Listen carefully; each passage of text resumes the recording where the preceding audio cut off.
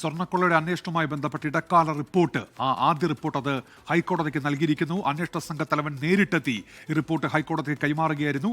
വിഷ്ണു തുടരുക. ഷഫീദ് റാവുത്തർ കൂടി ചേരുന്നുണ്ട്. ഷഫീദ്, ഈ അന്വേഷണം ഒരു ഭാഗത്ത് പുരോഗമിച്ചുകൊണ്ടിരിക്കുകയാണ്. ഈ ഉണ്ണികൃഷ്ണൻ പോറ്റിയുടെ സുഹൃത്തിനെ മണിക്കൂറുകളോളം ചോദ്യം ചെയ്ത് വിട്ടയച്ചിരുന്നുവല്ലോ. എന്തെങ്കിലും പുതിയ വിവരങ്ങൾ അതുമായി ബന്ധപ്പെട്ടിപ്പോൾ ലഭ്യമാകുന്നുണ്ടോ? എന്തൊക്കെ വിവരങ്ങൾ ഈ ചോദ്യം ചെയ്യലിൽ കിട്ടി ഷഫീദ്?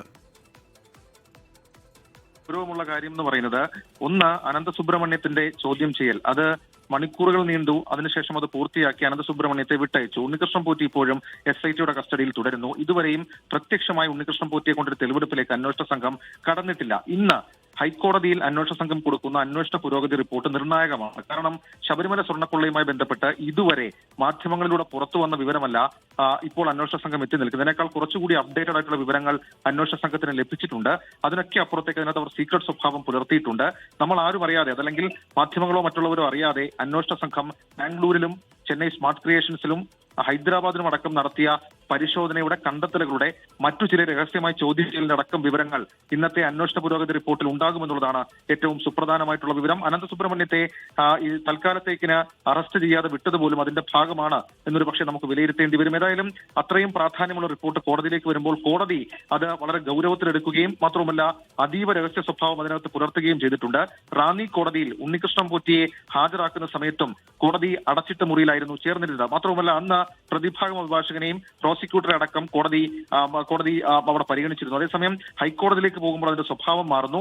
ഇവരെ, അതായത് ദേവസ്വം അഭിഭാഷകരെ അടക്കം പുറത്താക്കിക്കൊണ്ട് SITയിൽ നിന്ന് നേരിട്ട് വിവരശേഖരണം നടത്തുകയാണ് കോടതി എന്നുള്ളതാണ് ഇതിൽ ഏറ്റവും ഗൗരവമുള്ള കാര്യം. മാത്രവുമല്ല ഇന്ന് കൊടുക്കുന്ന റിപ്പോർട്ടിൽ ഈ സ്വർണ്ണക്കൊള്ളയിൽ ഉണ്ണികൃഷ്ണൻ പോറ്റിക്ക് നിലവിൽ ദേവസ്വം വിജിലൻസ് റിപ്പോർട്ടിൽ പറഞ്ഞ പേരുകളല്ലാതെ മറ്റു ചിലരിൽ നിന്നും സഹായങ്ങൾ കിട്ടി എന്നൊക്കെയുള്ള കാര്യങ്ങൾ അപ്ഡേഷനായി ഉണ്ടാകും. അത് ഈ കേസിന്റെ അന്വേഷണത്തിൽ നിർണായകമാകും. മാത്രവുമല്ല ഏതെങ്കിലും തരത്തിൽ ഈ സ്വർണ്ണക്കൊള്ളയുമായി ബന്ധപ്പെട്ട തെളിവെടുപ്പിൽ, അത് രഹസ്യമായി നടത്തിയ തെളിവെടുപ്പിൽ തൊണ്ടി മുതലിനെ സംബന്ധിച്ച് എന്തെങ്കിലും ഐഡിയ ഉണ്ടോ എന്നുള്ള കാര്യവും സ്വാഭാവികമായി നമുക്ക് പുറത്തറിയാം. ഒരുപക്ഷെ റിപ്പോർട്ട് രഹസ്യ സ്വഭാവത്തിലായതുകൊണ്ട് തന്നെ അതിന്റെ വിവരം എത്രമാത്രം പുറത്തു വരുമെന്നുള്ള കാര്യം ഏറ്റവും പ്രധാനപ്പെട്ടതാണ്. ഏതായാലും വളരെ അതെവിടെയുണ്ട് ഇപ്പോൾ ഇവർ ഉറുക്കിയെടുത്തു എന്ന് പറയുന്ന ഈ കിലോ കണക്കിന് സ്വർണ്ണമുണ്ടല്ലോ, അതെവിടെ എന്നതിലൊരു വ്യക്തത വന്നിട്ടുണ്ടോ?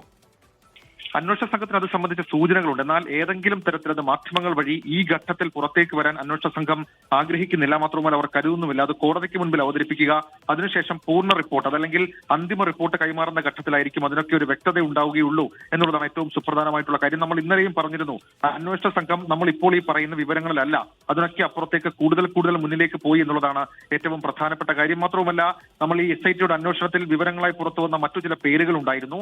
ആ പേരുകളെ അടക്കം ചിലരെ നേരിട്ട് അന്വേഷണ സംഘം കണ്ടു എന്ന രീതിയിലേക്കുള്ള സൂചനകൾ ഇപ്പോൾ പുറത്തേക്ക് വരുന്നുണ്ട്. ഏതായാലും അന്വേഷണ സംഘത്തിന് നിലവിൽ ഇപ്പോൾ നടന്നിരിക്കുന്ന ക്രൈം സംബന്ധിച്ചൊരു ധാരണയുണ്ട്, ഒരു വ്യക്തതയുണ്ട്. അതിന്റെ ആദ്യഘട്ട പുരോഗതിയാണ് റിപ്പോർട്ടിൽ അറിയിക്കുന്നതും. ഉന്മേഷ്, ലോകത്തെവിടെയായാലും ഏത് സമയത്തും 24 വാർത്തകളും ഓഗ്മെന്റഡ് റിയാലിറ്റി പാക്കേജുകളും എക്സ്പ്ലെയിനറുകളും വിശദമായി കാണാൻ ഞങ്ങളുടെ YouTube ചാനൽ നിങ്ങൾക്ക് സബ്സ്ക്രൈബ് ചെയ്യാം.